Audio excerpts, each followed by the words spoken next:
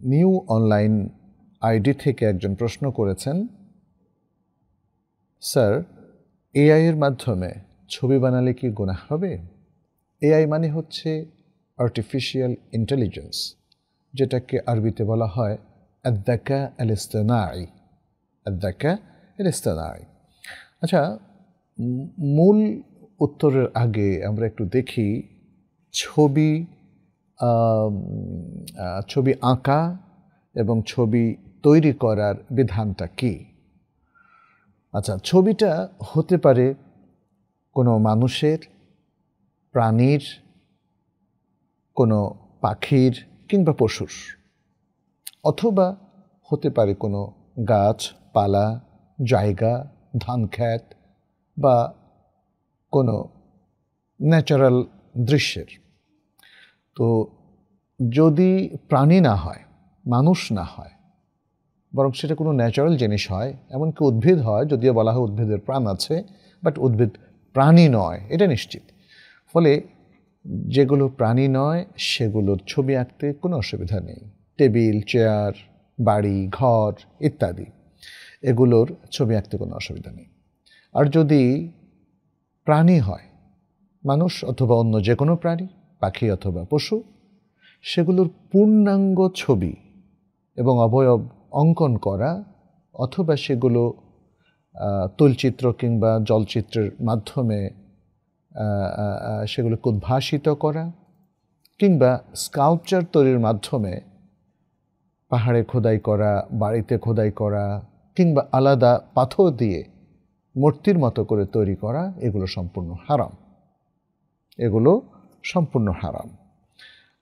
কিন্তু যদি কোনো ছবি আঁকা হয় বা তৈরি করা হয়, পূর্ণ অবয়ব দেওয়া হয় না, অসম্পূর্ণ ছবি থাকে, বিশেষ করে মাথা না থাকে, এবং মাথার মধ্যে যে নাক, চোখ কিংবা কান ইত্যাদি এই বিষয়গুলো যদি না থাকে, বিশেষ করে মাথা, চোখ, নাক, এগুলো যদি না থাকে, এটাকে অসম্পূর্ণ সূরা বলা হয় বা ছবি। এবং মূলত এই জিনিসগুলো না থাকলে সেই ছবি আঁকাটা জায়েজ বলে উলামায়ে কেরাম উল্লেখ করেছেন। যেমন শুধু একটা হাতের ছবি আঁকা হলো, একটা পায়ের ছবি আঁকা হলো ইত্যাদি। আর আরেকটা জিনিসও খেয়াল রাখতে হবে, মাথা না আঁকা হলে সব ছবি যে জায়েজ হবে তা না। যেমন মেয়েদের দেহের কোনো অংশের অবয়ব আঁকা, সেটা যদি মাথা না হয়, হ্যাঁ, তার অন্য অঙ্গ প্রত্যঙ্গ যেগুলো, মেয়েদের তো পুরো শরীরই ঢেকে রাখতে হয়, তাই না? ফলে মেয়েদের যে কোনো ছবি আঁকাটাই এখানে শরিয়া সম্মত নয়, বরং এটা হারাম বলে গণ্য হবে।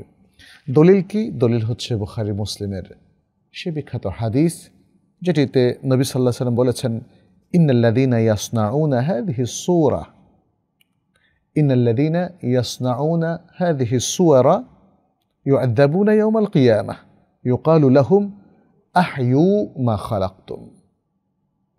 নিশ্চয় যারা এ সকল ছবি বানিয়ে থাকে, কিয়ামতের দিন তাদেরকে আযাব দেওয়া হবে, বলা হবে তাদেরকে, যা তোমরা সৃষ্টি করেছো, ক্রিয়েট করেছো, সেগুলোর জীবন দাও। আর জীবন দিতে পারবে না, কারণ এগুলো তো তারা এঁকেছে। আসলে এই যে মানুষের ছবি, পশুর ছবি, এগুলো তো আল্লাহর তৈরি করা। ফলে আল্লাহর তৈরি করা এ ছবিগুলোকে হুবহু নিজের হাতে তুলিতে আঁকা, কাগজে আঁকা, পাহাড়ে আঁকা, দেয়ালে আঁকা, কিংবা স্কাল্পচারের মতো করে তৈরি করা, এগুলো অন্যান্য হাদিস স্পষ্ট করে বলছে এগুলো আল্লাহর সৃষ্টির সাথে একটা প্রতিযোগিতা। এবং সে কারণেই নবী সাল্লাল্লাহু আলাইহি ওয়াসাল্লাম এগুলোকে নিষেধ করেছেন, মূলত আল্লাহর নির্দেশে তিনি এগুলোকে নিষেধ করেছেন। কিন্তু যদি এই আঁকাটা প্রতিযোগিতামূলক না হয়, অর্থাৎ তার শরীরের গুরুত্বপূর্ণ অংশই থাকলো না, যেমন একজন শিশুর মাথা থাকলো না, অথবা মাথাটা অস্পষ্ট করে দেওয়া হলো, তাহলে এই আঁকাতে কোনো অসুবিধা নেই। আর মানুষ কিংবা পশুর বাইরে, পাখির বাইরে অন্য কিছু আঁকার মধ্যে কোনো সমস্যা নেই। আচ্ছা, ইবনু কুদামা রাহিমাহুল্লাহ এ প্রসঙ্গে দীর্ঘ আলোচনা করেছেন। তিনি বলেছেন, ফাইন কুতিআ রাসু সূরা, প্রাণীর ছবির মাথাটা যদি কেটে ফেলা হয়, অর্থাৎ ছবিতে না থাকে, যাহাবাতিল কারাহা, তাহলে নিষিদ্ধতা বা অপছন্দনীয়তা এটা চলে যাবে। ইবনে আব্বাস রাদিয়াল্লাহু তাআলা আনহু বলেন, ক্বালা ইবনে আব্বাস আস-সূরাতু আর-রাস, মূল ছবি, প্রাণী বা মানুষের মূল ছবি হলো তার মাথা। ফাইদা কুতিআ আর-রাসু ফালাইসা বিসূরাতিন, যখন মাথা কেটে ফেলা হবে, অর্থাৎ ছবি থেকে আর কি, যখন ছবি থেকে মাথা কেটে ফেলা হবে বা ফেলে দেওয়া হবে, তখন সেটি আর সূরা বা ছবি বা সম্পূর্ণ ছবি বলে গণ্য হবে না। ওয়া হুকিয়া যালিকা আন ইকরামা, ইবনে আব্বাস রাদিয়াল্লাহু তাআলা আনহুর প্রখ্যাত ছাত্র ইকরামা থেকেও একই কথা এখানে বর্ণনা করা হয়েছে।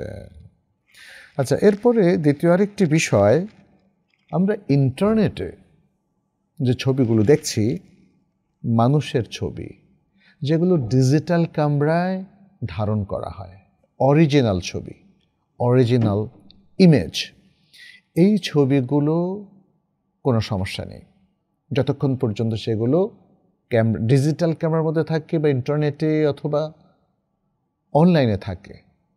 এগুলো কিন্তু বানানো হয় নাই, এগুলো ইলতিকাত করা হয়েছে, অর্থাৎ এগুলো ইমেজটাকে নিয়ে নেওয়া হয়েছে একটা ক্লিকের মধ্য দিয়ে, এবং এটা অরিজিনাল ছবির প্রতিনিধিত্ব করছে, এখানে বানানোর কিছু নেই। তবে এই জায়গাটা জায়েজ না জায়েজের বিষয়টা নির্ধারিত হবে ছবির কন্টেন্টের মধ্যে হারাম কোনো উপকরণ আছে কিনা, যেমন নারীদের ছবি, তাদের সতরের ছবি, তাদের দেহের বিভিন্ন অবয়ব তুলে ধরা, সেটা শরীয়তে একদমই নিষিদ্ধ। ফলে আমরা ইন্টারনেটের ছবি জায়েজ বললে এটা বোঝানো হচ্ছে না যে সব ছবি জায়েজ। যেখানে অশ্লীলতা আছে, যেখানে কারো প্রাইভেসি নষ্ট করা আছে, যেখানে অন্যায়ভাবে ছবি উপস্থাপন করা আছে, এগুলো সবই নিষিদ্ধ।